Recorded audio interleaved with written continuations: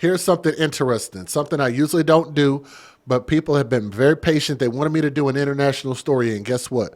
We're going to do one. This is not in the United States. I repeat, not in the United States. But I did want to tell y'all about this story because it is ridiculous. And flat out, the story that the man gave that caused this girl's death was just unfreaking believable, with this baby only being 14 years old.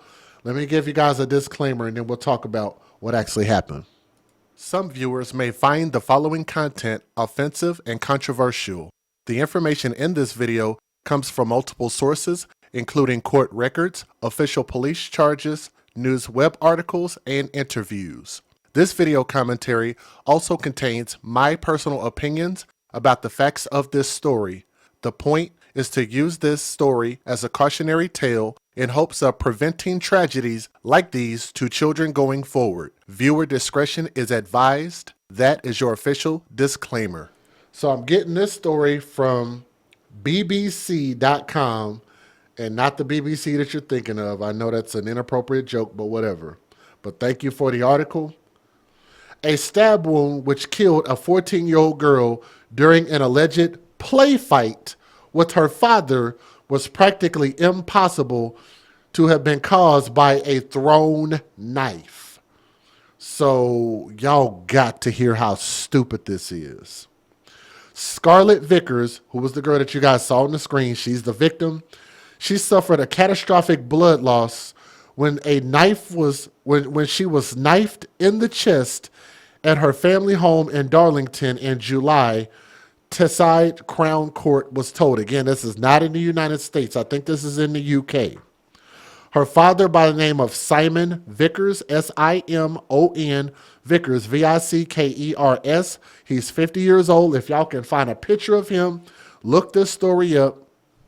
Email it to me at afcmatters@gmail.com. Maybe it'll come out sooner than later.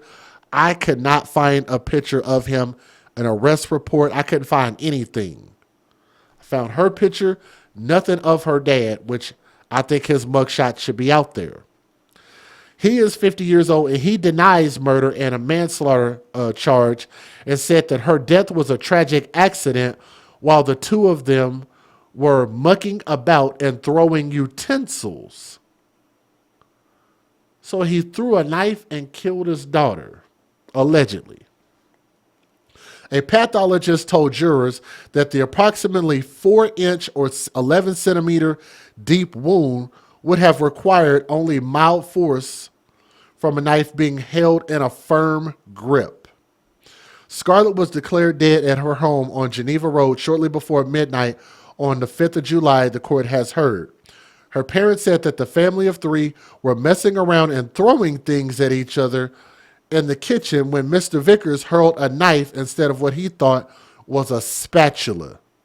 You can't be that goddamn level of dumb. These people go above and beyond stupid. As you guys can see, this story is pretty damn stupid. Forensic pathologist Jennifer Bolton said it was practically impossible for a thrown kitchen knife to have caused the injury.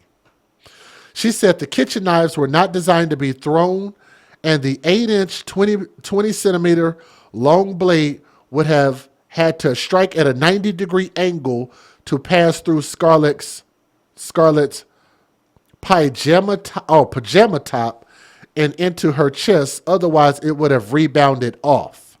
Instead, Dr. Bolton concluded the knife was being held tightly with a firm grip when Scarlett was injured. Dr. Bolton said the knife passed between two ribs and pierced through a lung into her heart, causing major blood loss, and would have required only mild force to penetrate so deep. She said Scarlett would have fallen unconscious and died within minutes of the blow. I want y'all to tell me, does that sound like an accident? Does that sound like somebody throwing a knife and would have done that to this level? How many of y'all feel like that's bull crap? Because I do. The story that the father, alleged father, is telling, why would he? I think he intended to kill his daughter, but why is beyond me. Under cross-examination by Mr. Vickers, Barrister Nicholas Lumley, KC, Dr. Bolton said Scarlett could have survived the knife going a millimeter or two either side of where it ended up. Mr. Lumley previously told jurors Mr. Vickers bore moral responsibility for her death, but he had not acted unlawfully, which we know that's not likely.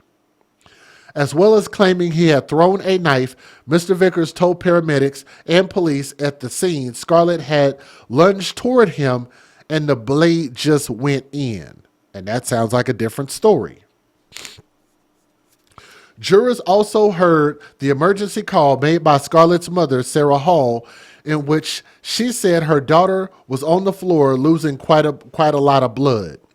When asked by the caller handler what happened, Miss Hall said that they were messing around and having a fun fight when her partner threw something and didn't realize the court heard.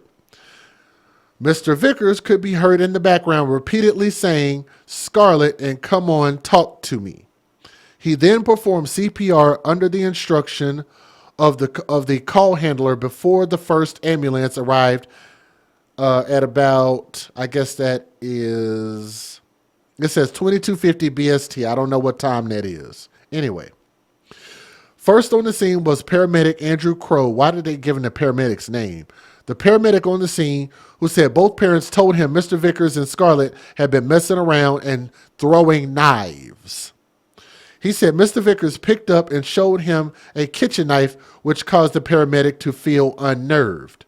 Mr. Crow said Miss Hall was frantic, but Mr. Vickers seemed quite cool and collected and did not show much emotion as his daughter was being treated.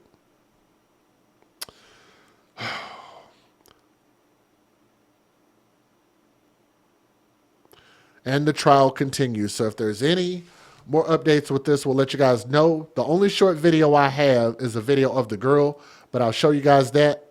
Let me give you guys the fair usage so I can show the video. Federal law allows citizens to reproduce, distribute, or exhibit portions of copyrighted motion pictures, videotapes, or video discs under certain circumstances without the authorization of the copyright holder. This is called fair use. It is allowed for purposes of criticism, news reporting, teaching, and parody, which doesn't infringe of copyright under 17 U.S.C. 107. Honestly, I don't know how this is going to work and how their laws are over there, but I think that they both need a lot of time in prison. The wife saw it. She knows what happened. I think she's covering for her husband. I think they both need a lot of prison time. Here's the only video I could find.